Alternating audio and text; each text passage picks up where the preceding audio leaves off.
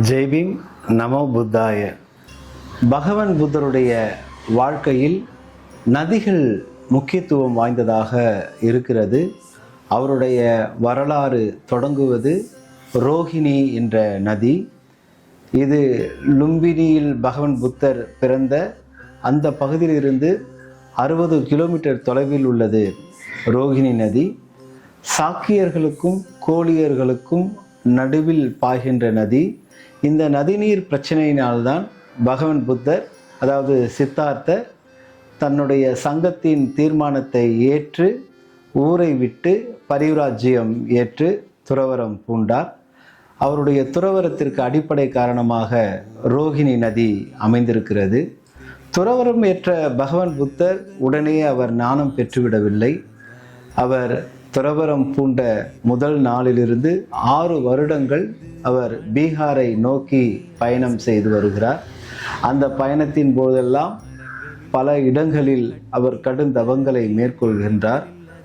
உச்சபட்சமாக உருவேலா காட்டின் நடுவே ஒரு மலை குகையில் கடுந்தவம் செய்கின்ற சித்தார்த்தர் தன்னுடைய உடல் மெலிந்து எலும்பும் தோலுமாக மாறுகின்ற வரையில் கடுந்தவம் புரிந்து அதன் பின் உடல் பலவீனமுற்ற பிறகு தன்னால் எதுவும் செய்ய முடியாத சூழலில் அவர் நிரஞ்சனா நதியை கடந்து வருகிறார்.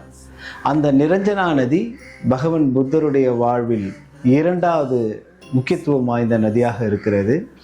அந்த நதி கரையில் அமைந்து மீண்டும் கடுந்தவங்கள் புரிகின்ற பொழுது ஆனாபானா என்று சொல்கின்ற அந்த பயிற்சியை அவர் செய்கின்ற பொழுது அப்பொழுது அவருக்கு ஒரு சமிக்ஞை வருகிறது.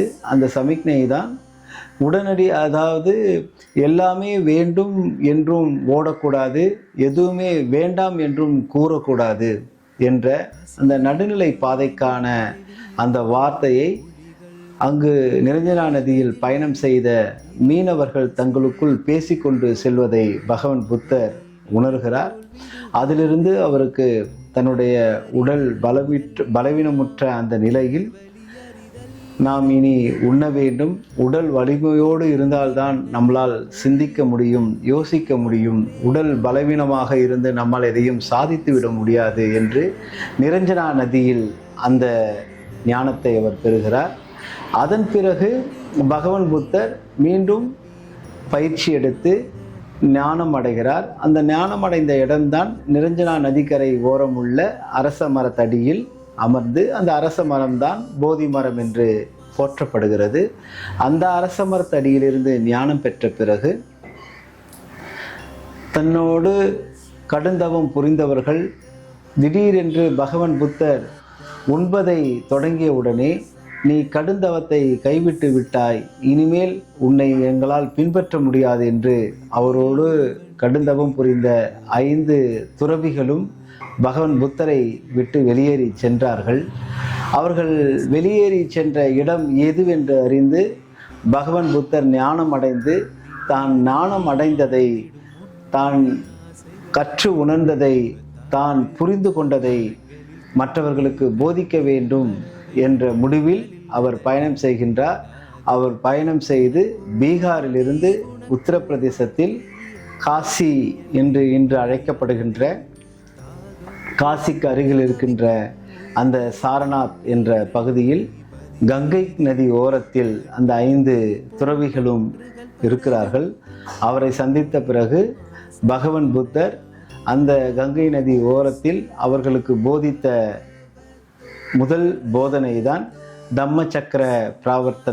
தம்மச்சக்கர பரிவர்த்தனை என்று இன்றும் போற்றப்படுகிறது. ஆகவே பகவான் புத்தருடைய வாழ்வில் 3 நதி முக்கியத்துவம் வாய்ந்தது. ஒன்று ரோகிணி நதி, 2வது நிரஞ்சனா நதி, 3வது கங்கை நதி. அந்த நதியின் ஓட்டத்தினை போலே இன்றும் பகவான் புத்தருடைய போதனைகள் இந்த உலகத்தில் பயணித்து கொண்டிருக்கிறது.